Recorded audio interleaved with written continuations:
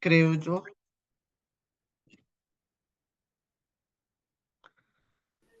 Sí, ya se Listo, están conectando. ya nos estamos conectando. Demos un minutico para socializar.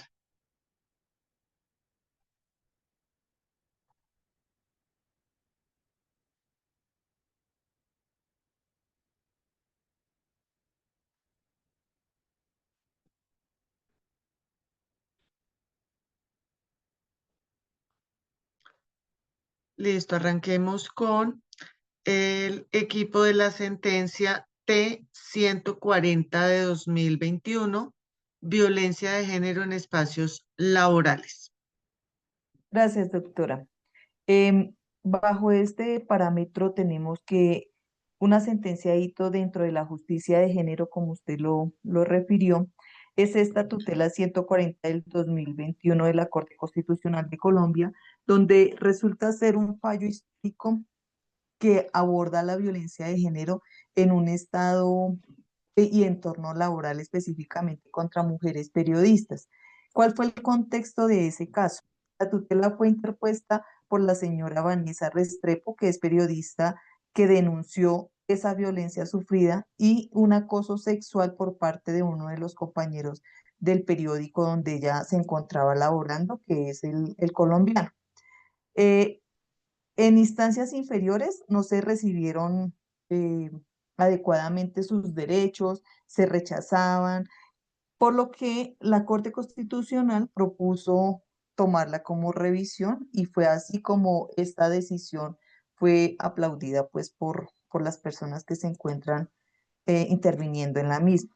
Aspectos destacados de esta sentencia T-140 del 2021 fue reconocer que la violencia sexual y de género en el ámbito laboral vulneran los derechos constitucionales a la igualdad, a la dignidad humana, al trabajo digno y al trabajo digno y libre de toda violencia. En el caso concreto, esta periodista Vanessa Restrepo fue víctima de violencia sexual y revictimización por parte en sus asuntos laborales, por lo que la Corte demostró que eso era una violación a sus derechos. Otro aspecto es que ordena a la empresa adoptar protocolos contra la violencia de género y capacitaciones al personal con perspectiva de género. También la Corte enfatizó otro punto, que era reconocer que aunque los hechos no hayan ocurrido directamente en el espacio laboral del periódico El Colombiano, la empresa tiene responsabilidad al tener a ambas empleados involucrados de la misma entidad y por el impacto que se presenta en el ambiente de trabajo, pues era importante conminar también al periódico. Declara también la importancia de proteger a la mujer en el periodismo como garante de la libertad de expresión y el fortalecimiento democrático. La importancia de este fallo, de esta decisión de la Corte Constitucional mediante acción de tutela, es una clara preservación que obliga también a las empresas y a las entidades a tomar medidas activas para erradicar la violencia de género en el trabajo y adoptar políticas inclusivas. Constituye también un avance significativo en la integridad del enfoque de género en la justicia colombiana, especialmente en la protección de las mujeres víctimas en escenarios laborales. Este fallo ha sido destacado como una de las más importantes en la lucha por garantizar ambientes laborales libres de violencia y discriminación de género en Colombia. El impacto social y la relevancia de esta tutela hito es que prevé lineamientos claros para que los trabajos públicos y privados garanticen ambientes laborales libres de violencia y de toda discriminación. Reconoce la importancia de las personas en presencia, pues, de específicamente las mujeres que hacen parte en el periodismo como una garantía democrática, destacando que la violencia limita ese ejercicio libre de, de, de cualquier trabajo que se desempeña al interior de la empresa. marca un precedente para fortalecer la justicia con perspectiva de género en Colombia.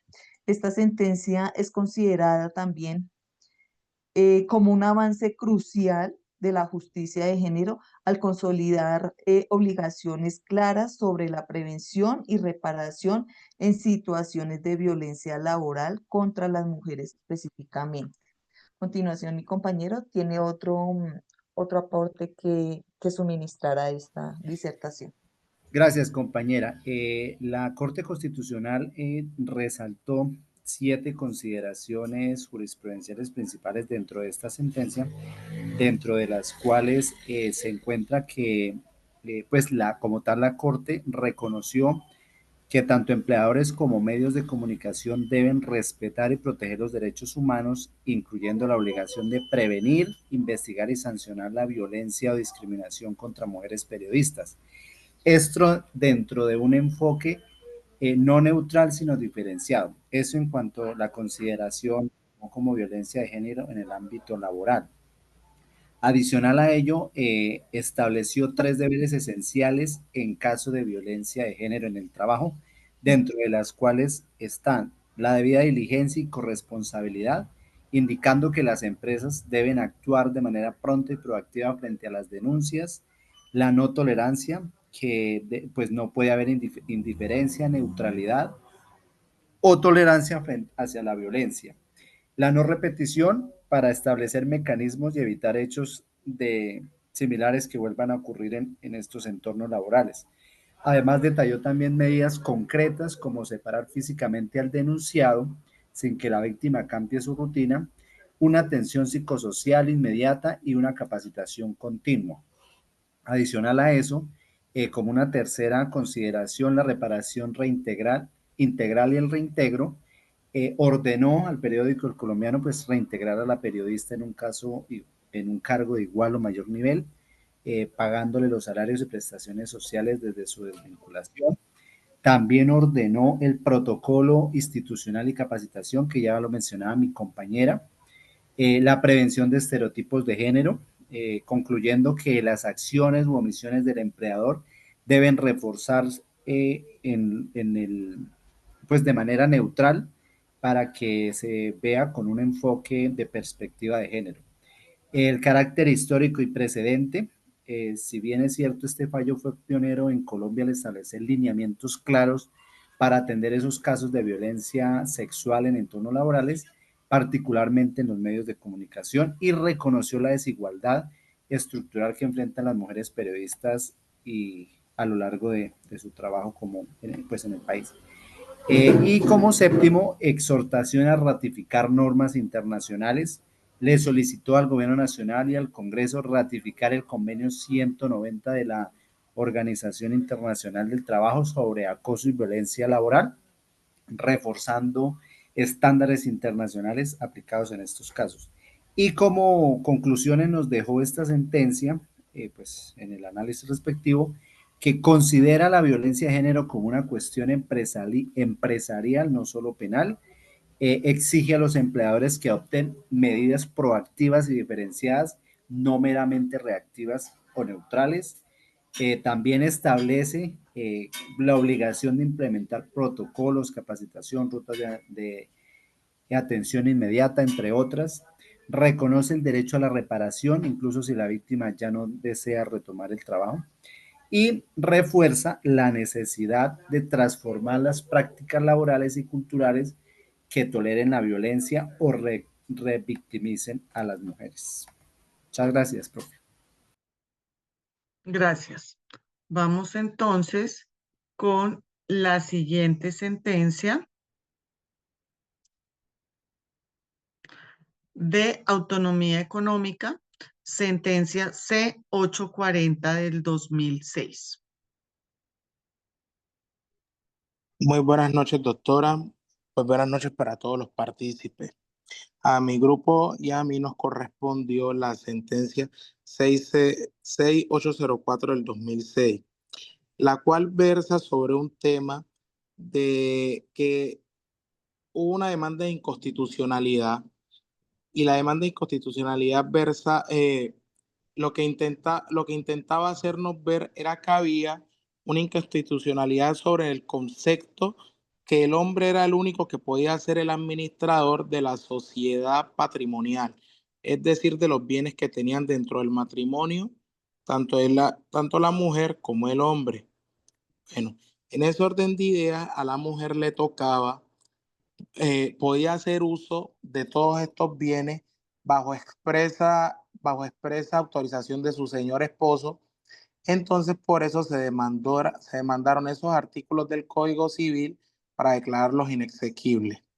Posteriormente, la decisión de este fallo fue eliminar eliminar el tema de que tocaba que la mujer le pudiese pedir la autorización al marido para poder administrar los bienes. Y declaró exequible, y lo que mantuvo fue el concepto de sociedad conyugal.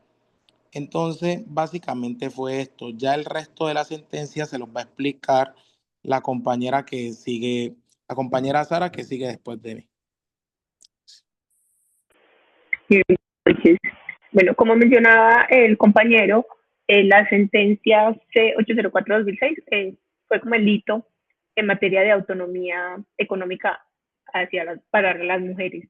Entonces, los argumentos principales de la sentencia están basados en que constitucionalmente pues nosotros tenemos el principio de igualdad, ¿cierto? Entonces, las normas demandadas perpetuaban la discriminación histórica contra la mujer porque se le asignaba un papel de subordinación respecto a la administración del patrimonio familiar basándose en su sexo. Asimismo, violentaba la autonomía y la dignidad de las mujeres al reconocer al esposo como el jefe único de la familia.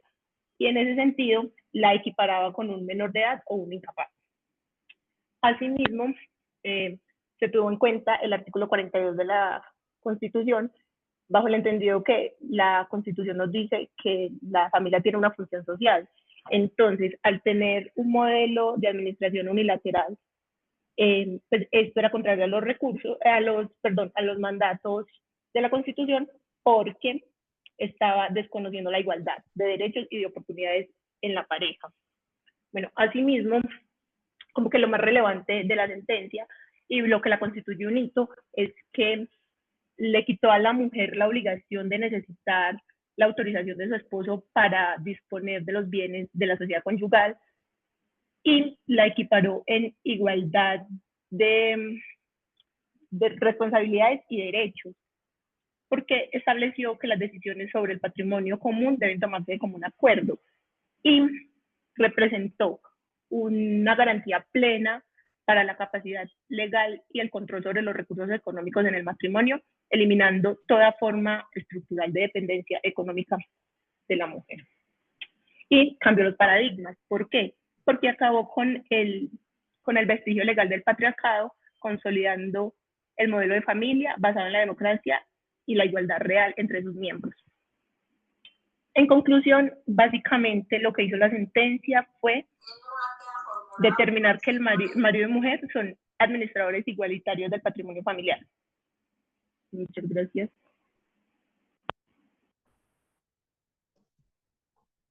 Vale, perfecto.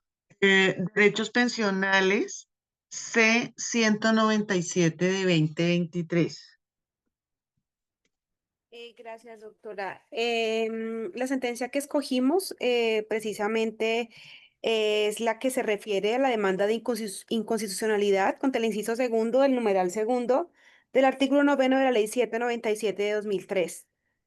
Consideramos importante este tema y quisimos pues escogerlo para el ejercicio, teniendo en cuenta que consideramos que aborda un tema que históricamente había mantenido como una brecha o un trato desigual entre hombres y mujeres al exigir 1.300 semanas de cotización para acceder a la pensión de vejez en el régimen de prima media, sin distinguir entre si eran hombres o mujeres, es decir, el número, igual cantidad de semanas para ambos.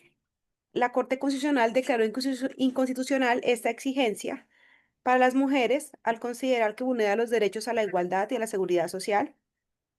Básicamente, como que los criterios que la Corte tuvo en cuenta para tomar esa decisión es que la Corte reconoció que las mujeres han enfrentado barreras estructurales en el acceso y permanencia en el mercado laboral. Pues para ninguno de nosotros es un secreto que pues anteriormente el mercado laboral era muy restringido para las mujeres y que solo con las reformas y con la intención de mejorar esta brecha se ha permitido su acceso un poco más al mercado laboral, siendo actualmente que en algunos campos aún se encuentra restringido. La Corte consideró que estas barreras estructurales han afectado de manera directa la posibilidad de que las mujeres cumplan con los requisitos pensionales, también al no tener como una estabilidad laboral que les permitiera lograr cumplir esa cantidad de semanas. También la Corte consideró que esta exigencia legal se constituía una discriminación indirecta, ya que las mujeres debíamos cumplir este requisito de 1.300 semanas en un tiempo inferior, ya que nuestra edad de pensión es de 57 años y para los hombres es de 62, es decir, que ambos teníamos que cumplir la misma cantidad de semanas en menos tiempo, lo cual la Corte consideró que era un trato discriminatorio. También la Corte consideró que a pesar de que para los hombres es una edad superior, que se exige una edad superior de pensión que para las mujeres, esta diferencia no compensa o no equilibra las desventajas estructurales que las mujeres han enfrentado en el ámbito laboral a lo largo de los años. Igualmente la parte demandante, la persona que solicitó, digamos que esta demanda, presentó un estudio en el cual efectivamente en materia porcentual, el porcentaje de mujeres que accedía a la pensión de vejez era significativamente inferior que para el caso de los hombres, lo cual también fue considerado para la Corte como una brecha de género significativa. A pesar de que podría pensarse en principio que esta decisión podría impactar la sostenibilidad financiera del sistema, la Corte consideró en un juicio de ponderación que este principio debía ceder ante la necesidad de proteger derechos fundamentales y aplicar un enfoque de género en materia pensional. En ese sentido, la Corte pues invitó tanto al gobierno como al legislativo a implementar acciones para las mujeres que históricamente habíamos sido discriminadas en este tema de materia pensional. En ese sentido, pues se declaró en la inexequibilidad de la norma, difiriendo los efectos hasta el 31 de diciembre de 2025, con tal de que tanto el Ejecutivo como el Legislativo tuvieran la oportunidad suficiente de emitir como un nuevo reglamentación que tuviera en cuenta el enfoque de género.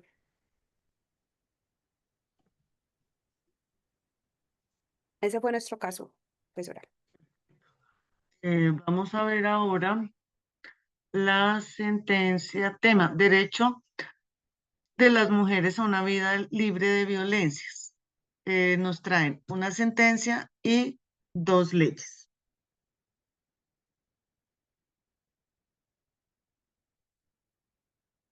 Ya. Aló, buenas noches. Buenas noches. Bien, doctora. Bueno, qué pena. Doctora, pues sí, bien. Entonces, tenemos derecho a las mujeres a una vida libre de violencia. Si bien es cierto, se han logrado avances significativos en esta materia, pero también han habido unos episodios bastante lamentables.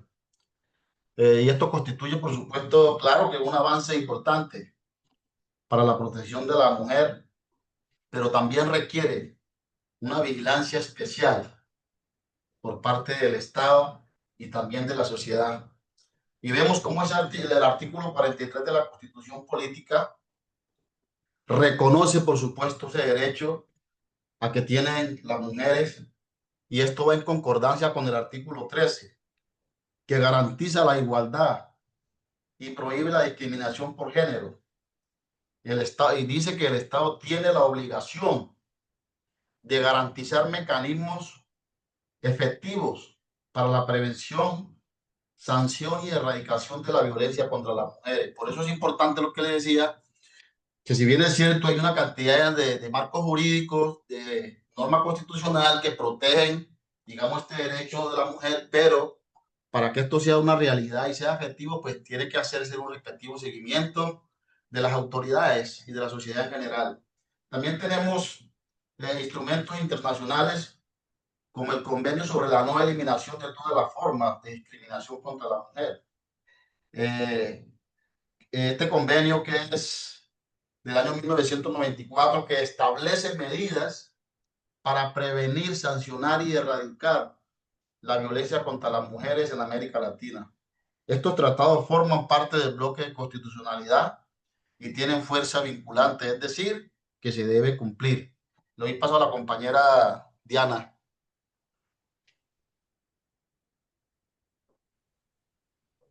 Compañera Diana. Sí, bueno, referente a la normativa nacional, tenemos la ley 1257 del 2008, por la cual se establecen medidas para prevenir, sancionar y erradicar la violencia contra las mujeres. Esta es una ley, pues, lógico, del Congreso, también conocida como la Ley de Violencia contra la Mujer. Es una norma que busca garantizar una vida libre de violencia para las mujeres en varios ámbitos, como en el público, también como en el privado. Define la violencia contra la mujer, establece mecanismos de sensibilización, de prevención, de atención y sanción de sus formas. Adopta medidas para que las autoridades garanticen el acceso a la justicia y a los servicios de salud, de educación y también del trabajo. Otra norma que tiene aplicación en este tema de violencia contra la mujer es la Ley 1761 del 2015, que acabaron de mencionar también las compañeras en el anterior ejercicio, conocida como la Ley Rosa Elvira Celi. Establece medidas contra el feminicidio. Esta ley nace con el objeto de tipificar el feminicidio como un delito autónomo para garantizar la investigación y la sanción de las violencias en contra de las mujeres por motivos de género y de discriminación, así como también previene y erradica dichas violencias. Se adoptan estrategias de sensibilización de la sociedad en Colombia en el orden a garantizar el acceso a las mujeres a una vida libre de violencia que favorezca su desarrollo integral, su bienestar, de acuerdo con los principios de igualdad y no de discriminación. Quiere decir que a través de esta ley se introduce en la ley 599 del 2000, que es la del Código Penal, que tendrá un artículo que se leerá así: artículo 204A, feminicidio. Quien causare la muerte a una mujer por su condición de ser mujer o por motivos de identidad de género, o en donde haya ocurrido o antecedido cualquiera de las siguientes circunstancias, incurrirá en prisión de 250 meses, de 250 a 500 meses. Digamos, dentro de esa tipicidad, podemos mencionar tener o haber tenido una relación familiar íntima de convivencia con la víctima, de amistad, de compañerismo, de trabajo, o ser perpetrador de un ciclo de violencia física, sexual, psicológica o patrimonial que haya antecedido al crimen contra ella. Bueno, como leer alguno de estos ítems, porque uno sí escucha hablar mucho de feminicidio, pero a veces no conoce pues como tanto los detalles o lo que implica. Entonces, por eso me tomo el trabajo de leer algunos. Hay otro que dice cometer el delito de aprovechamiento de las relaciones de poder ejercidas sobre la mujer, expresando en la jerarquización personal, económica, sexual, militar, política o sociocultural. También cometer el delito para generar terror o humillación a quien se considere enemigo. Y por último de estas, que la víctima haya sido incomunicada o privada de su libertad de locomoción, cualquiera que sea el tiempo previo a la muerte de aquella. Entonces, digamos, todos esos casos los vemos que están tipificados como delito de violencia intrafamiliar, como feminicidio y otras conductas relacionadas en el Código Penal colombiano. Esa sería la aplicación de las normas nacionales. Y vemos pues Vale. cómo se hacen obligatorias, ¿cierto? Que deben incluirse. Es como el comentario pues de las normas nacionales. Digamos que en resumen, Vale, sí, entonces, señora. digamos entonces que en resumen, el derecho de las mujeres tienen el derecho a tener una vida libre de violencia, derecho fundamental que busca proteger a las mujeres de cualquier forma de violencia o discriminación. Este derecho implica que las mujeres deben vivir sin sufrir daño o sufrimiento físico, sexual o psicológico, económico o patrimonial, incluso la muerte por el hecho de ser mujer. Y esa sería ya la conclusión final. Gracias al grupo. Seguimos con sentencia C-490 de 2011, cuotas de género. Buenas, doctora. Eh, esa sentencia hace referencia a la cuota de género, pero haciendo claridad que nosotros queremos seguir la misma temática del derecho al voto. Entonces, es una sentencia transversal, pero que incide directamente al derecho al voto. Entonces, iniciamos diciendo que la Corte Constitucional no ha emitido sentencias específicas sobre el derecho al voto de las mujeres. Su jurisprudencia sobre la igualdad y la participación en política de las mujeres ha contribuido a promover la igualdad de género en la política y a garantizar que las mujeres puedan ejercer sus derechos políticos de manera efectiva. Entonces, por eso es que decimos que de manera transversal. Entramos a explicar la sentencia. Entonces, la sentencia se refiere a la revisión constitucional de la ley que establece las cuotas de género en las listas electorales. La Corte Constitucional declaró exequible la ley considerando que las cuotas de género son una herramienta válida para promover la participación política de las mujeres y garantizar la igualdad de género en la representación política. Consideró que las cuotas de género en las listas electorales son una medida adecuada para promover la participación y garantizar la igualdad de género. Además, referente a la igualdad, dice que es importante que se genere la igualdad de género en la participación política y consideró que las cuotas son una herramienta válida para lograr este objetivo. Constitucionalmente, declaró exequible la ley que establece cuotas de género, considerando que no violaba la Constitución Política de Colombia. Las implicaciones de la sentencia es que hubo una promoción de la participación política de las mujeres, promovió la participación política de las mujeres en Colombia y contribuyó a garantizar la igualdad de género, como lo habíamos dicho. Y deja un precedente importante para la promoción de la igualdad de género en la participación política y esta es citada en todo lo que tenga que ver referente en igualdad en temas de participación política de las mujeres. Gracias, profesora. Gracias. Y cerramos con la sentencia T-459 del 2024. Fallos libres de sesgos de género, especialmente en casos de mujeres que han sufrido violencia sexual y amenazas. Buenas noches. Buenas La noches. sentencia que nosotros elegimos fue la sentencia T-459 del 2024. En esta sentencia, la Corte Constitucional colombiana constituyó un hito a la protección de los derechos fundamentales de las mujeres víctimas de violencia. Este caso expresamente consiste en una acción de tutela interpuesta por Virginia Aguiar, quien fue condenada por la muerte de su empleador, quien la agredió sexualmente en el 2000. Inicialmente fue condenada a 8 años y a 4 meses de prisión.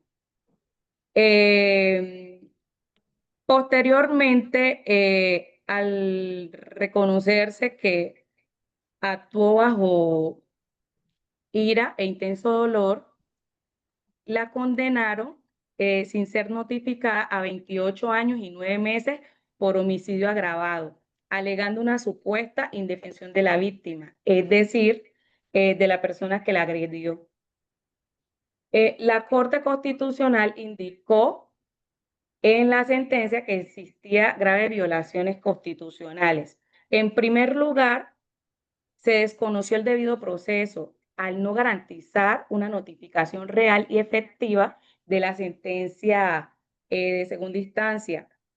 En segundo lugar, se acreditó la inexistencia del sesgo de género en la valoración probatoria, pues los jueces descartaron la versión de la procesada, alegando estereotipos sexistas como que era imposible que una mujer levantara un hacha con una sola mano. Finalmente, se comprobó que la justicia ordinaria ignoró el contexto estructural de violación, de violencia sexual, psicológica, en que ocurrieron los hechos, lo cual impedía una apreciación íntegra de la legítima defensa. En su decisión, la Corte, en últimas, concluyó que la Administración de Justicia debe incorporar obligatoriamente una perspectiva de género, especialmente en los casos de violencia en contra de las mujeres. Esto es un hecho que es muy positivo porque realmente no se tenían en cuenta. Bueno, de este modo, las pruebas y los testimonios deben de ser valorados sin perjuicio ni estereotipos. Asimismo, amplió la comprensión de legítima defensa, señalando que no solo se configura ante la agresión física inmediata, sino también frente a situaciones de violencia continua y sistemática, que genera un riesgo, por cierto, para la víctima e integridad física y psicológica de la víctima. Por esta razón, la Corte declaró la nulidad de la sentencia agravada del 2005 y ordenó la libertad inmediata de Virginia Aguiar y dispuso que se debía proferir una nueva decisión judicial que contuviera bajo los parámetros de análisis del enfoque de género y respeto al debido proceso. Aunado a ello, la Corte en esta sentencia lo que reafirma son los derechos fundamentales que no pueden subordinarse al estereotipo de género, ni a prejuicios sociales, ni considerar un precedente, y considerar un precedente jurisdiccional que exigiera a los jueces en el futuro y a los tribunales valorar las situaciones de violencia contra las mujeres en su complejidad. Y este fallo no solamente corrige una injusta historia, sino que también fortalece la doctrina constitucional del debido proceso, al igual que la igualdad real y la legítima defensa.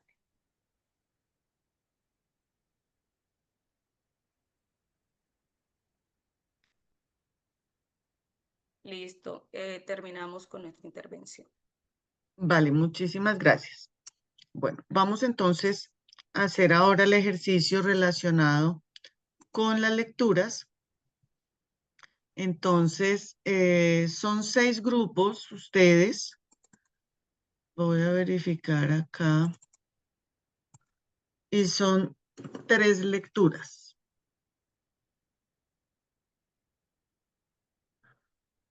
A ver, miramos. 1, 2, 3, 4, 5 y 6. Efectivamente son 6 grupos. Entonces, se van a poner de acuerdo, lo vamos a hacer absolutamente voluntario.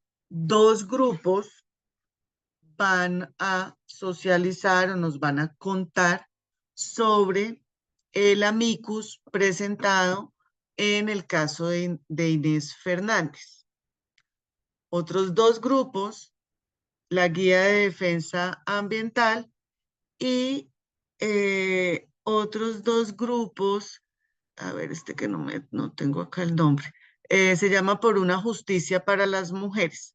Entonces se van a poner de acuerdo en el interno que ustedes tienen, se van a poner de acuerdo para hacer una socialización de no más de 5 minutos por tema, o sea, tienen que ser claros, concretos, concisos.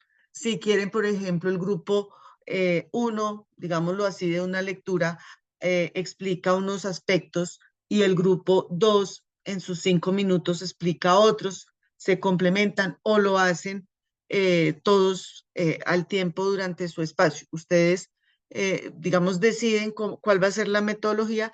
En todo caso, no hay sino 5 minutos por grupo para que sinteticen la lectura que les ha correspondido y tienen que trabajarlo respetando que hay otro grupo que va a exponer el tema, es decir, que no vamos a eh, excedernos o dejar sin tema al otro, digamos, al equipo que es par en cuanto a la lectura. Entonces nos vamos a desconectar 15 minuticos para que ustedes hagan esa interlocución, ese diálogo interno, organicen cómo quieren hacer su trabajo mancomunado sobre las lecturas. Son las 8:25, nos vemos a las 8:40 y se ponen también de acuerdo en qué orden van a hacer sus exposiciones o intervenciones. ¿Clara la instrucción? Doctora, qué pena, tomando la vocería del grupo. Yo tengo que es litigio final completo y guía de defensa ambiental. ¿Sí?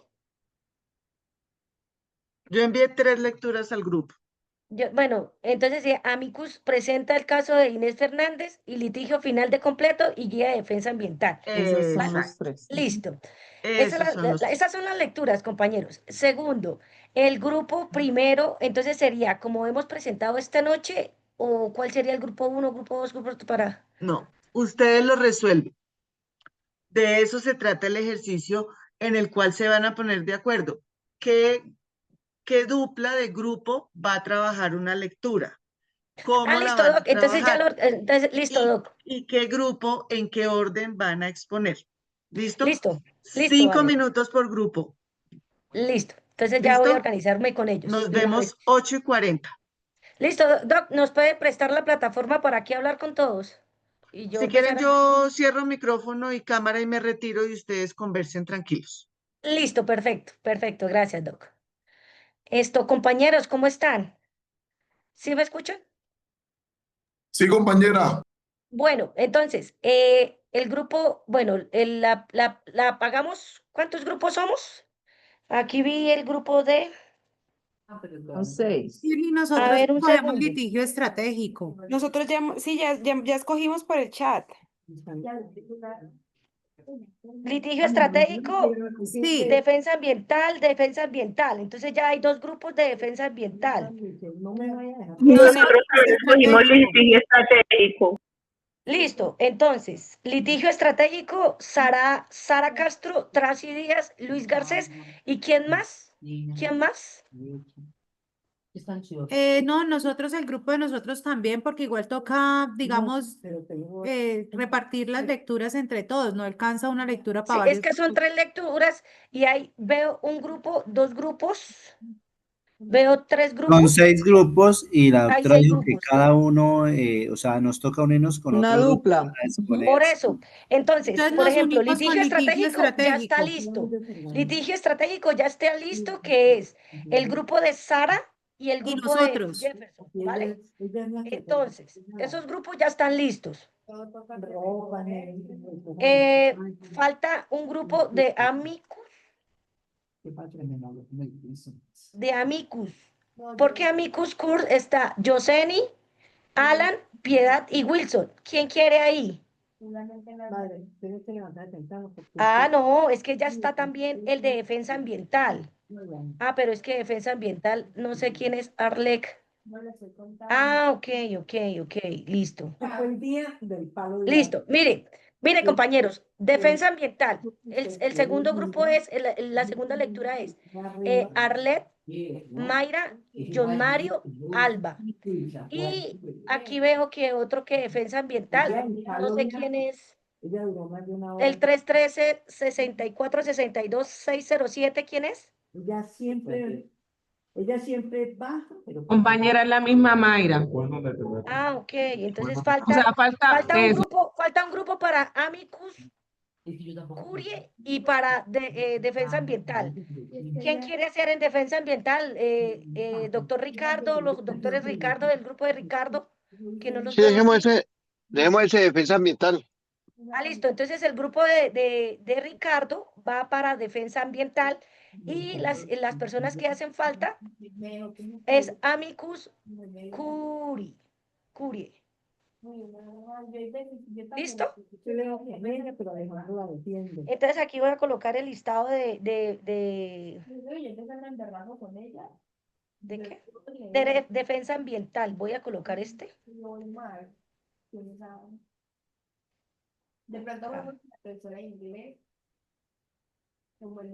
Defensa ambiental.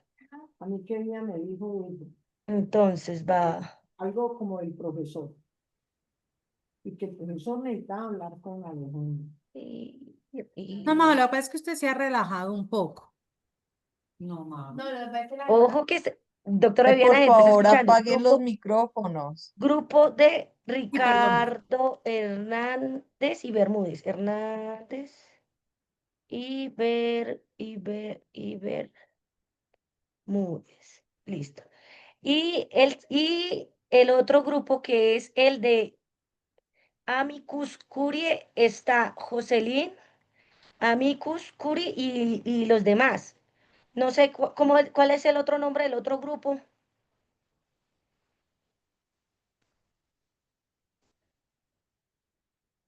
Falta un grupo.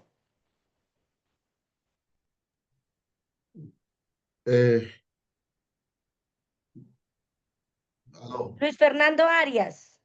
Sí, ¿Dónde está Luis Fernando Arias? Andrés Felipe Perea.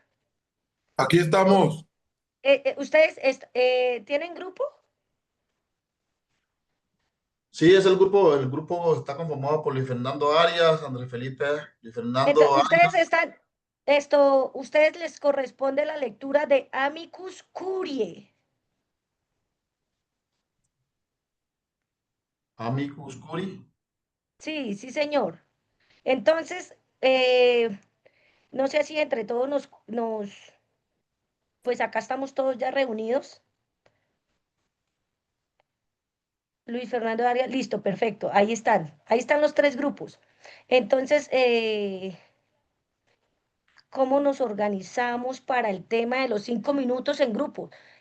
Litigio estratégico, Sara con Jefferson. ¿Cómo vamos a iniciar? Y ahorita le doy la palabra a Mayra y al grupo de Ricardo para que nos coordinemos porque Pues si les parece, en ese primer grupo, digamos, el concepto, las características, los ámbitos de aplicación, las estrategias claves que se deben utilizar en este litigio, en este tipo de litigios, y algunos ejemplos que se puedan destacar, como para abordar todo el tema del litigio estratégico. ¿Les parece? Que se quede esta actividad para la próxima clase, para hacerlo bien organizado. Eso así.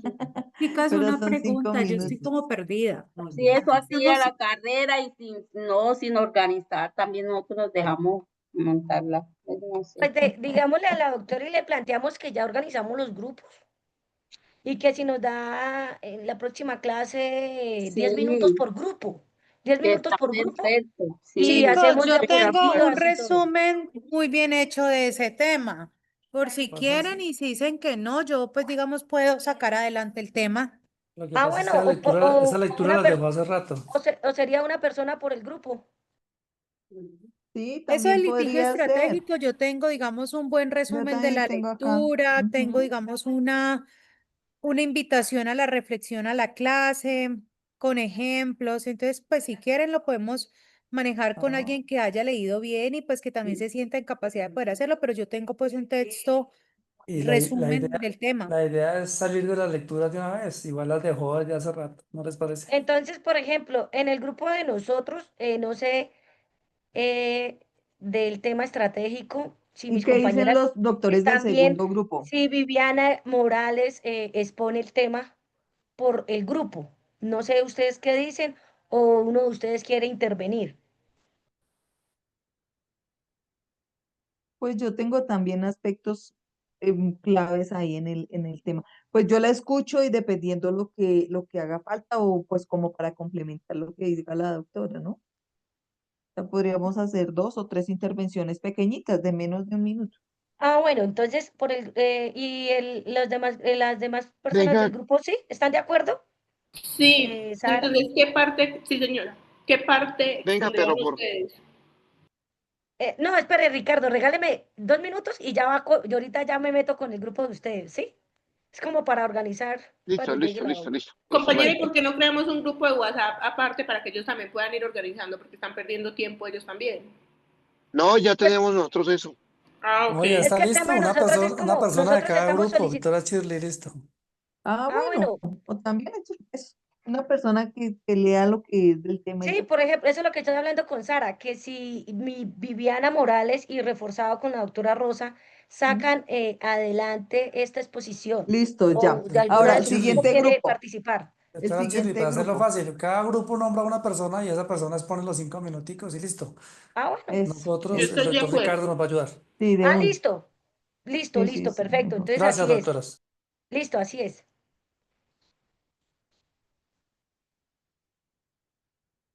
Entonces, de Sara y Tracy, ¿quién intervienen?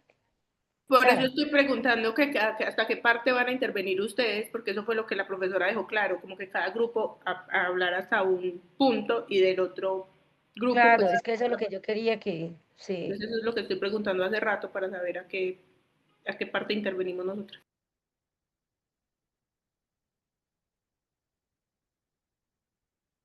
Bueno, el texto dice que habla, bueno, habla una introducción, tiene concepto, características, ámbitos de aplicación.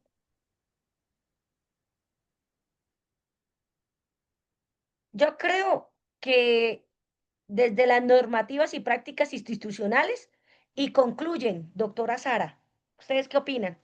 Y concluyen con el tema.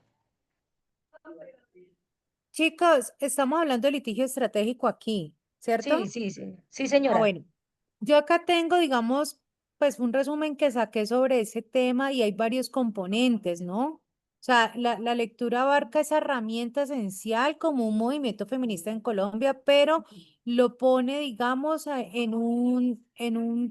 pues que lo pone como decir un cambio social y estructural a gran escala mediante 4 componentes: el componente jurídico, el componente político, Doctora, pero es que comunitario. eso no es pertinente, con todo respeto decirle en este momento. O sea, simplemente, digamos, media parte de lo de la estructura del litigio estratégico, le damos la palabra a las compañeras del otro grupo para que también intervengan y complementen. O sea, no se necesita que usted proceda a dar todo el bagaje en este momento, sino al momento en que intervenga la doctora. Se me hace más prudente pues para todos. Y ya en el contexto de Compañeras, lo que... perdón, pues yo tengo como también un resumen donde básicamente lo tengo dividido en contexto, definición de los objetivos y objetivos del litigio estratégico, los componentes y menciona como los 4 y una puntualiza como que a qué se refiere cada uno, las condiciones necesarias según el Women's Lines Worldwide, Esa parte eh, dígala usted, Doc. Esa, la nosotros no la... experiencia en Colombia y pues Eso como también. conclusiones centrales. Básicamente el texto se Eso. divide en eso. Y pues no es que Entonces, tengamos diga las dos últimas y nosotros, y bueno, y la doctora Viviana que tiene la otra parte del inicio, sería para que ella manifestara eso. No, pues Y entonces yo usted, igual me las dos puedo ir hacia últimas. el final. Yo no tengo problema en cuanto a darles, por ejemplo, una conclusión. O sobre el tema. Mm. Ah, bueno, También, entonces ya, entonces, doctora Sara, entonces tú inicias Mm. hasta la mitad y ya como que la doctora Viviana resume todo y da la conclusión final de la lectura. Por eso, ¿Listo? pero hasta la mitad es hasta qué tema. La mitad, ya te digo, ya un segundo. Aquí está la Hasta las doctora. condiciones necesarias según la Women's Rights Worldwide o... Sí, hasta ahí. Ok. Listo. El grupo de ambiental ya, ¿cierto? Eso ya lo arreglaron. Los doctores Ricardos. Hola. Pues Pues nosotros la idea proponemos a Sí. todos que presentemos una persona del equipo, el contenido de la guía ambiental, de estos 5 capítulos que presenta la lectura. Listo. Y no sé si habrá algo que enriquecer, lo hacemos, y si no, pues tratamos Listo, pero de colmar. sí, claro, Doc. Pero aquí la pregunta es, ¿hasta qué punto? ¿Quién va a iniciar? Doctor Arlet, doctora Mayra, doctor John pues, Mario. Iniciaría José Ricardo. que nosotros Yo creo que podemos iniciáramos iniciar nosotros. y Listo. ustedes terminan. Por ejemplo, ustedes pueden hablar de la protección del derecho al ambiente sano en la jurisprudencia, que es la página de la 46 para abajo. Y ya dar como la conclusión del texto, que siempre es bastante extenso. La idea es como resumir cada capítulo. capítulo. Listo, perfecto. Entonces, en defensa ambiental inicia el grupo de Mayra, John Mario y ellos. 5 minutos, recuerden, y concluyen el grupo de Ricardo. 2 ¿Listo? minutos y medio, 2 minutos y medio, porque son 5 minutos por grupo. No, 5 minutos por cada grupo, y como son 2 grupos por cada tema, son 10 minutos. No, Por grupo 5 no. minutos. Sí, por grupo 5 minutos, o sea, Yo minuto y entendí que medio. ella dijo por grupo 5 minutos, No, o sea que 5 minutos por grupo, por eso. Exacto. Por ¿Por dupla, grupo? por dupla. Así Bueno, es. listo. exacto, por Y en el 5 dupla. tema, minutos por dupla. listo. Bueno, entonces como cortico. Y el tema de Amicus Curie, la doctora Yoseni, el doctor Alan, Piedad y Wilson, el doctor Luis Fernando Arias y Andrés, ¿cómo organizamos todo? Yo creo que nosotros podemos iniciar, Shirley. Listo. Cristina, la doctora Cristina, listo. Y concluye Luis Fernando Arias, Andrés Felipe Perea y Diana Lucero Sánchez, Ángel Pío, esto concluyen el tema, ¿sí? Doctora Cristina, pero entonces, ¿hasta qué punto iríamos? Eso. Diría yo que, o sea, que nosotros contextualicemos como de qué se trata el documento, quién lo presentó, el caso como tal, y ya ustedes la parte de qué trata de defender el documento y de demostrar como el ¿O eje una central, conclusión? ¿no? Y la conclusión.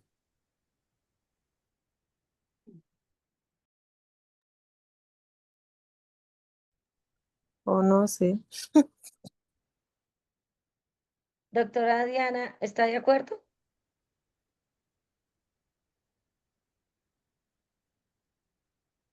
Sí, pues. Me pueden Luis ver. Fernando Arias, ¿está por ahí? Bueno, sí, ya estamos aquí, arranquemos, no perdamos más tiempo. Bueno, entonces inicia el grupo en Amicus Curie, inicia la doctora Piedad Cristina Correa y concluye de ese tema la doctora Lucero o tú, Luis Fernando. Y listo. Y ya está listo los grupos. Listo, entonces ya están organizados.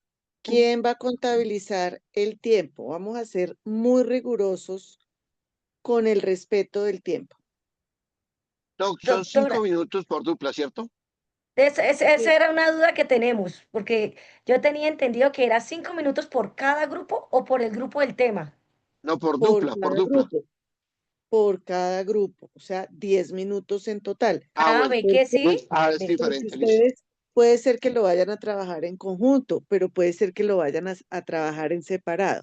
Entonces, por tema, 10 minutos. Cada grupo va a tener 5 minutos si lo hacen de manera separada, ¿vale? ¿Quién va a contabilizar el tiempo? Doctora, yo creo que yo les voy a colaborar con el tiempo porque les voy a Bueno, colocar, es sí, como, muy rigurosa. sí, les voy a colocar en el grupo para que estén pendientes de que le queda un minuto al grupo de la persona tal, sigue el otro grupo para que Aquí en concluya el el tema. chat, doctora Sí, ahí Silvia, en en el el chat chat. para que estén Ajá. pendientes, por favor, de Listo. los nombres que hice ahorita, de los encargados de presentar las lecturas. Bueno, Bueno, de acuerdo. Entonces, yo voy a guardar segundito. absoluto silencio, solo los escucho. Pero doctora, regáleme un segundo aquí. Voy a colocar el tiempo. La doctora Carrión ya está ahí. Sí.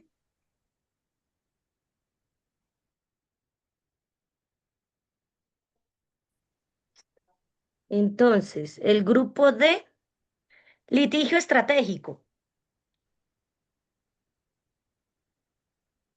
¿Me escucha? Sí, señora, ahí me escucha.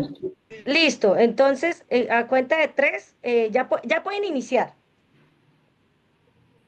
Bueno, el documento litigio estratégico como una apuesta feminista es un documento elaborado por la Corporación Humana Colombia y presenta el litigio estratégico como una herramienta fundamental para avanzar hacia una justicia con perspectiva de género, especialmente en casos de violencia sexual en el marco del conflicto armado colombiano. En ese sentido, empieza señalando que Colombia pues, ha sufrido más de 60 años de conflicto armado y tienen entre esas víctimas del conflicto muchas mujeres sobrevivientes de violencia sexual. Que históricamente existe una deuda con el acceso a la justicia para estas mujeres porque siempre han sido víctimas de la impunidad, de los prejuicios, de los operadores judiciales y de respuestas inconstitucionales insuficientes. Bueno, asimismo, comienza como definiendo unos objetivos, haciendo una definición y limitando unos objetivos del litigio estratégico. Esta definición, estos objetivos están inspirados en el Impact Litigation anglosajón, que lo que busca básicamente son cambios estructurales en los precedentes sociales, más que resolver un caso puntual. Bueno, sus objetivos incluyen la transformación social y cultural, el empoderamiento de las víctimas y las comunidades y la visibilización de las violaciones de derechos humanos y sobre todo incidir en políticas públicas. Un momento, por favor, se me pasó. Incidir en políticas públicas.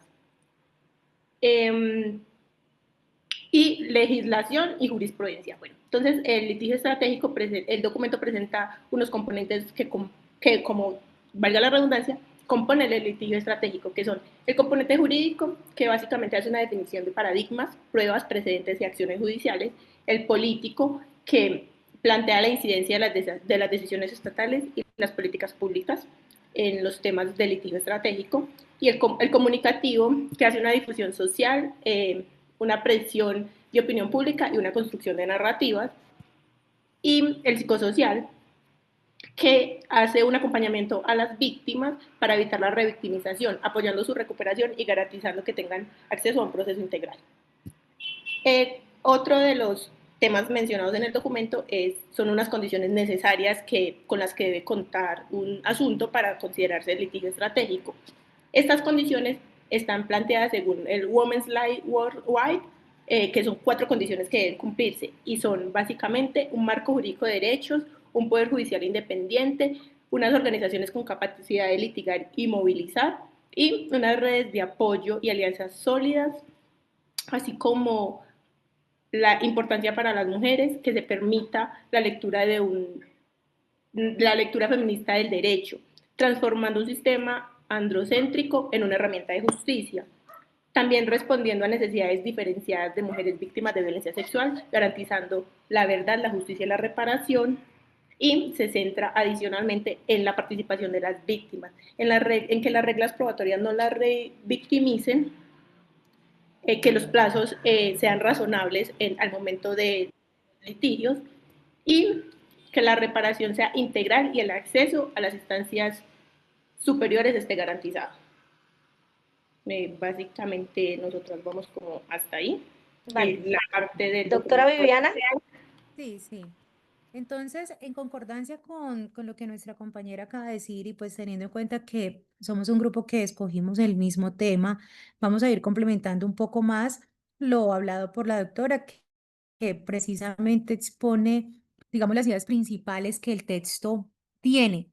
Nosotros queremos complementar la idea indicando que ese litigio estratégico feminista pues es una herramienta fundamental para la construcción de justicia con perspectiva de género en nuestro país. Nosotros pensamos que este concepto va más allá de un caso judicial. Esa estrategia integral para generar un cambio profundo en nuestra sociedad, pues va acompañada de un montón de elementos. Nos gustaría presentar un poco el documento de la Corporación Humanas, que es el documento principal, pues, de referencia de este caso, digamos, con una experiencia práctica en nuestro país. Entonces, la idea es que podamos explicar un poco qué significa ese litigio estratégico, digamos en términos sencillos para que sea entendible para todos. Digamos, en un ejemplo sencillo, que el litigio tradicional es como cuando uno contrata un servicio, no sé, de Uber, que te lleva de un punto hasta otro, a donde quieres llegar, versus el litigio estratégico, que es como decir la construcción de una nueva autopista, que no solamente soluciona ese problema inmediato, sino que crea una vía para miles de personas y problemas similares que puedan estar transitando ese mismo problema o problemas similares. Entonces, esos cuatro componentes que hacía alusión nuestra compañera del litigio estratégico y que están pues discriminados en el texto, me gustaría adaptarlos a la realidad colombiana para que lo podamos hacer más tangible en nuestro país. Entonces, por ejemplo, en el componente jurídico, casos emblemáticos, la sentencia T025 del 2004, donde la Corte Constitucional en esta sentencia protegió a las víctimas de desplazamiento individualmente, sí, protegió a las víctimas de desplazamiento individualmente y declaró un estado de cosas inconstitucional, obligando al Estado a tomar medidas estructurales para todo un grupo poblacional, incluidas las mujeres cabeza de hogar. Entonces aquí se demuestra cómo un caso se convierte en una herramienta de cambio colectivo. En el componente político, por ejemplo, cómo el litigio se convierte a las víctimas en actoras. Pensemos en los casos de violencia sexual en el conflicto. No solo son historias de sufrimiento, sino que se convierten en denuncias políticas que cuestionan de alguna manera la impunidad de nuestro país y presionan a las instituciones como por ejemplo la Jurisdicción Especial para la Paz y la Fiscalía, para que investiguen y sancionen esos crímenes. En el componente comunicativo se destaca, por ejemplo, la narrativa, la importancia de la narrativa.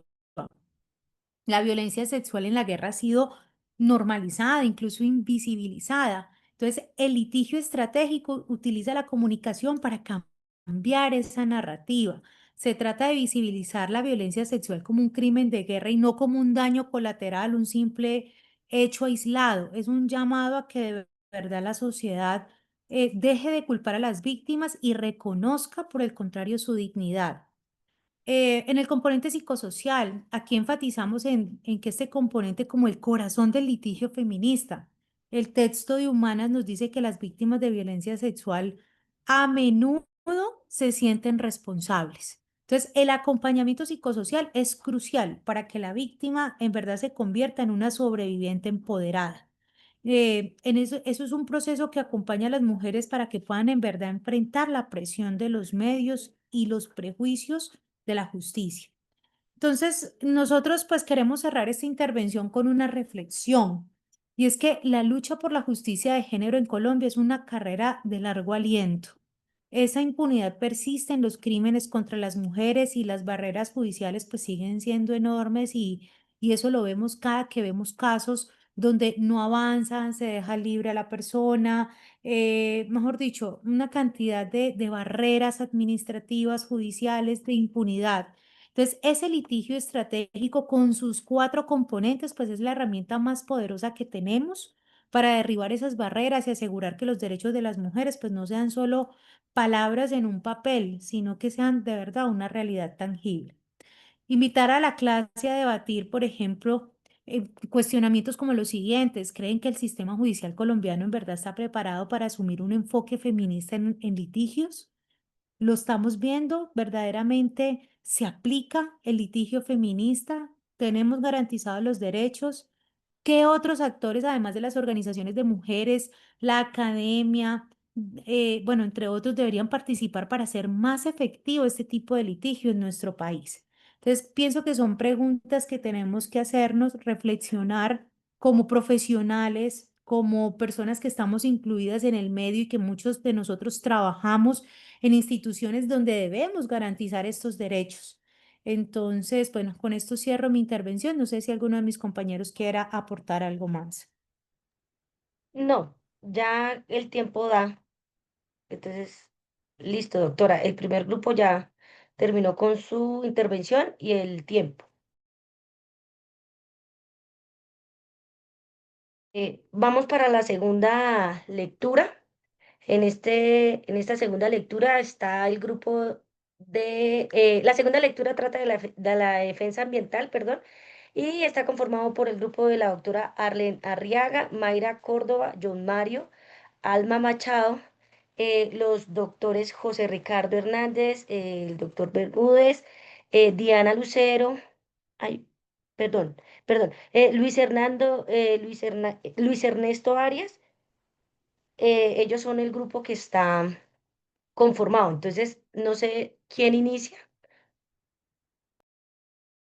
Inicia Mayra.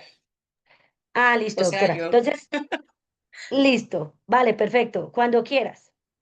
Bueno, el tema que nos correspondió a nosotros fue la protección ambiental. Esta protección ambiental surge desde el Tratado de Estocolmo, que múltiples naciones, al existir una preocupación ambiental, hicieron una convención en la cual surgió un acuerdo para la protección del medio ambiente. Posterior a eso, estas mismas organizaciones consideraron que el derecho ambiental no se podía mirar de una manera aislada, sino que también hacía parte de un derecho humano, así como lo considera la Organización Iberoamericana de los Derechos Humanos. ¿Cuál es la finalidad de la protección ambiental? La finalidad esencialmente es lograr un desarrollo sostenible, fundamentando en satisfacer las necesidades del futuro sin generar un detrimento del medio ambiente para que las futuras generaciones puedan conseguir también un desarrollo sostenible.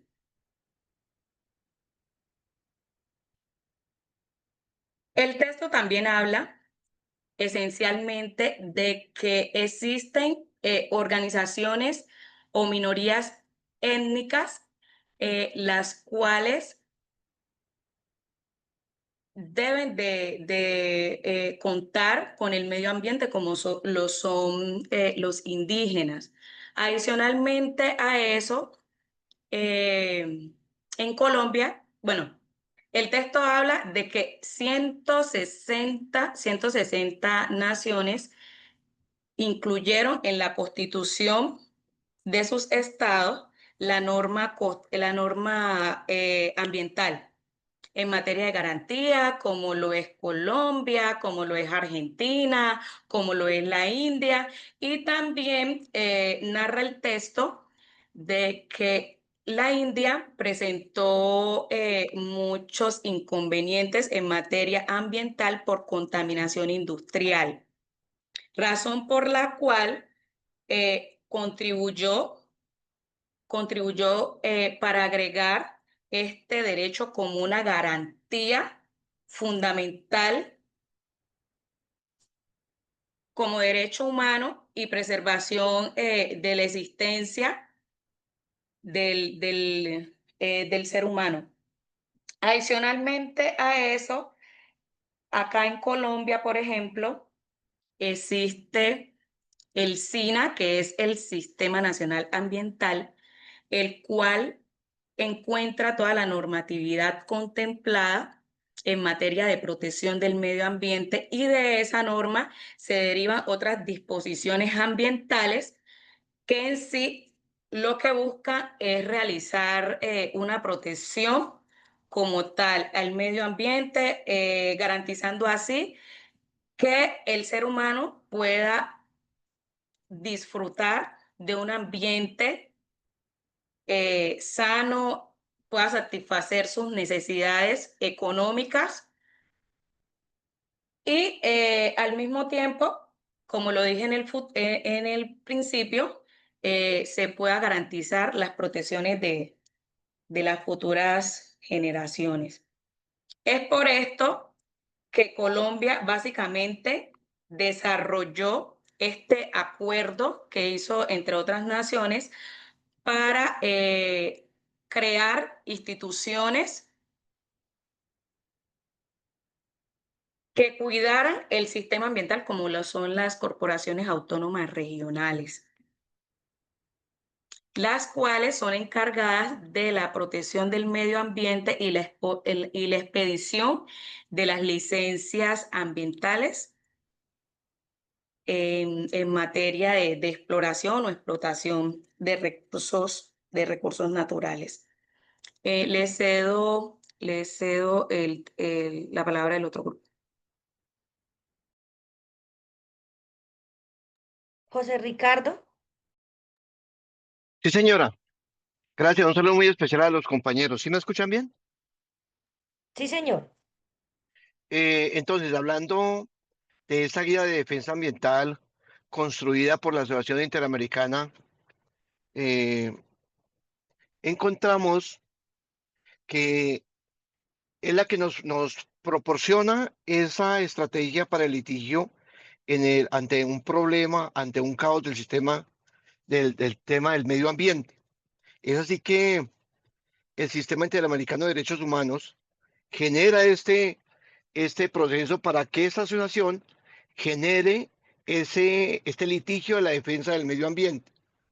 De ahí que estos 5 capítulos que presenta la guía nos proporcionan esas herramientas jurídicas y las estrategias para abordar estos casos de violaciones de los derechos y derivados de los derechos humanos en esa degradación del medio ambiente, en ese proceso de promover la participación de comunidades, organizaciones y autoridades en esa defensa ambiental, en ese disminuir la brecha entre el reconocimiento de las normas y la realidad de la religión. Y eso lo planteaba la Carta de la OEA, que da como un ambiente generador en la guía, en ese análisis del sistema interamericano de los derechos humanos y su aplicación en los casos ambientales, en esa estrategia para el litigio de las comunidades que deben tener claro frente a ese sistema de sus propios derechos, a esas herramientas que deben tener como documento y como análisis de estos casos ambientales. Es ahí la importancia, si uno revisa la lectura, esa vinculación de los derechos humanos y del ambiente, ese tema, esa protección del derecho a un ambiente sano, esa protección del ambiente a través del derecho consagrado en la convivencia armónica y demás, como herramientas valiosas para todas las comunidades. Si uno analiza todo la guía, estas 170 y pucho de páginas que son bonitas y apasionantes para colocarlo en práctica en nuestras comunidades, en nuestras regiones, nos dan esa importancia de seguir trabajando por la defensa de los derechos humanos especialmente en la protección del medio ambiente.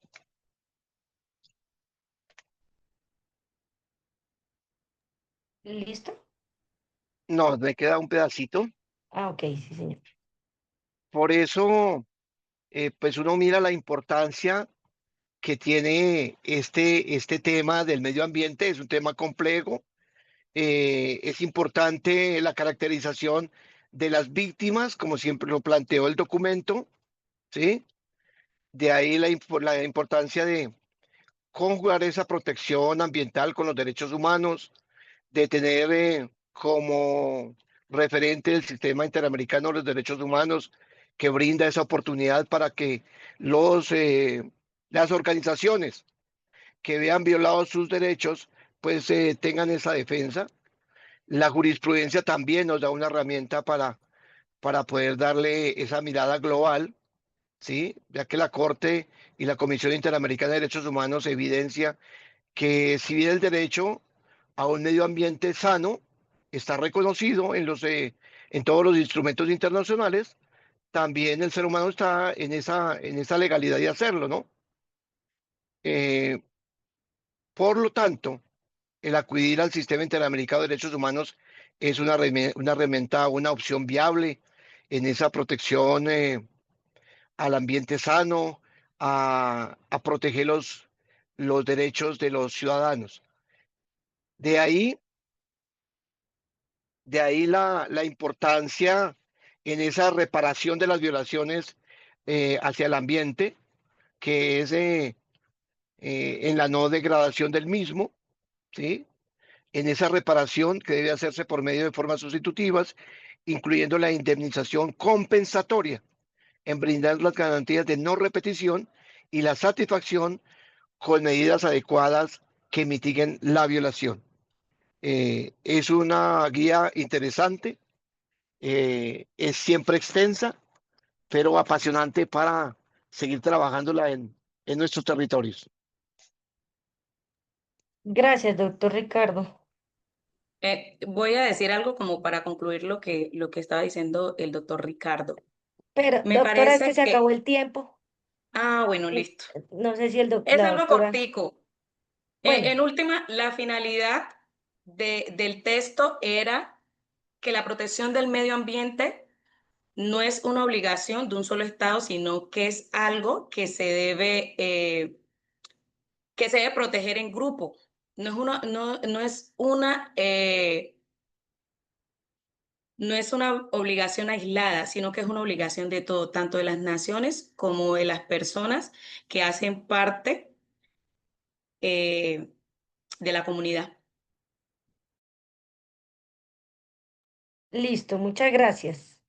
Y por último, el tercer grupo, eh, el tema de la lectura es Amicus Curiae. Está conformado por los doctores Joceline Marcela Mosquera, Alan Yesid Mosquera, la doctora Piedad Cristina Correa, el doctor Wilson Alberto, el doctor Luis Fernando Arias, el doctor Andrés Felipe Perea, la doctora Diana Lucero Sánchez y por último Ángel Pío. La doctora Cristina, por favor, para iniciar. Va el doctor Alan. Doctora, muchas Ah, ¿va el gracias. doctor Alan? Sí, bueno, Ah, es listo. importante nosotros entender, digamos, para iniciar a contextualizarnos en el documento, digamos, la conceptualización o el concepto de amigos curiae, que literalmente lo que traduce es amigo de la corte, ¿cierto? Y nos dice que constituye una institución procesal de origen anglosajón, incorporada progresivamente en diversos ordenamientos jurídicos contemporáneos, ¿sí? Especialmente en materia constitucional y derechos humanos, como es el caso en particular que ahora se va a hablar. Su naturaleza ha sido definida como una intervención de un tercero ajeno a la relación procesal que presentan argumentos jurídicos, técnicos o científicos con el objetivo de ilustrar al juez o al tribunal en la resolución de algún litigio, ¿cierto? Doctrinalmente, el amicus curiae no ostenta la calidad de parte ni adquiere los derechos procesales de esta. En tanto, su finalidad no está en la defensa de de un interés subjetivo o propio, sino la contribución al interés público en condición o en una decisión judicial más informada o fundamentada, ¿cierto? La ampliación, digamos, perdón, al introducir, digamos, elementos de juicio provenientes de la sociedad civil, de expertos o de organismos especializados, ¿sí? Su incorporación nos dice que se ha justificado en la necesidad de democratizar la función jurisdiccional y fortalecer la legitimidad de la justicia, en particular cuando se trata de casos de trascendencia social, política o económica, como lo vamos a ver más adelante. En este sentido, los organismos internacionales como la Corte Interamericana de Derechos Humanos y tribunales constitucionales de diversos países han consolidado la práctica de amicus curiae como mecanismos de participación ciudadana y de control social en los procesos judiciales de alto impacto. Y además ha sido una figura que se ha venido utilizando de una forma más continua en los procesos o en los litigios, ¿cierto? El amicus curiae se erige como una institución que conjuga técnica y legitimidad, ampliando las fuentes del conocimiento para el juez, enriqueciendo como tal el debate judicial, sin desnaturalizar como tal la imparcialidad de la decisión que tomen, digamos, los juzgadores. Entonces yo creería que bajo esta premisa se entiende un poco en qué consiste esta figura para nosotros ahora sí adentrarnos en el documento como tal que nos explica un caso en particular de mucha relevancia. Compañeros del otro grupo, ¿alguien puede? Sí, buenas noches. A ustedes, Luis Fernando Arias, explicando un poco sobre el amicus. En ese orden de ideas y desarrollando que lo que se resalta en este caso puntual, y es un caso que ha sucedido en la Ciudad de México, puntualmente a la señora Inés Fernández Ortega. En este caso vemos una tajante violación a los derechos humanos, entendiendo de que primero tenemos la calidad de ser mujer, y aparte de eso ser de carácter indígena, y no sumándole más, es de carácter pobre, pobreza extrema. En eso, en orden de ideas, tenemos tres factores en los cuales resaltan y se presentó una mayor discriminación sin ánimo de contemplarse. Hay que entender que en este caso, como lo he referenciado anteriormente por el compañero, el amicus es llevar y trasladar este caso a la Corte Internacional de Derechos Humanos, donde se presentaba el caso de Inés referente a qué derechos se vulneraron por parte del Estado. Antes de comprender esto, es bueno dar una relación de qué pasó, quién era Inés y cómo fue la vulneración de los derechos. Y hacerlo de manera muy rápida es entender que Inés es una mujer que fue violada, perpetrada por agentes estatales en presencia de sus hijos y otros militares. Además de ello, con una amenaza y una tortura. Frente de todo esto, se presentaron violencias físicas y se padeció pues un padecimiento psicológico. Cuando este caso es llegado a la Corte Internacional de Derechos Humanos, la Corte toma una postura y determina que para hacer una intervención, la Convención Interamericana dice que se debe tener tres elementos fundamentales. Inicialmente, que el Estado haya ratificado la Convención Americana de Derechos, que el Estado haya ratificado la Convención Americana sobre Derechos Humanos y que se haya ratificado el CIPTS. ¿Qué es el CIPTS? Es una convención interamericana para prevenir y sancionar las torturas. En ese orden de ideas, también se ha tenido en cuenta que la Corte ha resaltado, de acuerdo al artículo 62 de la Convención Americana, permitió aplicar un enfoque integral a la protección de los derechos humanos. En este caso, se centró y determinó que el caso de Inés no era un caso para dejar pasar derecho y otorgó y sancionó al Estado mexicano. En este orden de ideas es entender también de que se convirtió, más allá de ser un caso individual, a ser un caso que otorga un precedente a cuanto a la vulneración de los derechos de las mujeres indígenas víctimas de violencia sexual. A modo de ir concluyendo, porque el tiempo no nos alcanza, entendamos de que la violencia sexual cometida contra Inés constituye y fue constituido como una forma de tortura prohibida por el derecho internacional. Al haber sido perpetrada por agentes estatales con internacionalidad, son fines y haber cometido estos fines de intimidación, humillación, discriminación por su condición de mujer indígena y la inercia del Estado mexicano frente a la investigación, porque efectivamente no se tomaron las acciones preventivas ni se tomaron las acciones pertinentes en cuanto a sancionar a esos funcionarios, se da por la Corte Internacional Americana una sanción. Si bien es cierto, en el texto no lo contempla, pero si analizamos podemos dar de entender de que es un fallo relacionado y a favor de esta víctima. Resulta también indispensable para la Corte Interamericana emitir una sentencia que reconozca expresamente la violencia sexual como una tortura. En ese orden, la reparación integral respecto al género estaría en cabeza estructuralmente de la justicia y la no repetición por parte del Estado mexicano. Eso sería la forma de terminar y concluir pues este texto. Gracias. Gracias, doctor. Listo, doctora Luz, ya terminamos las intervenciones.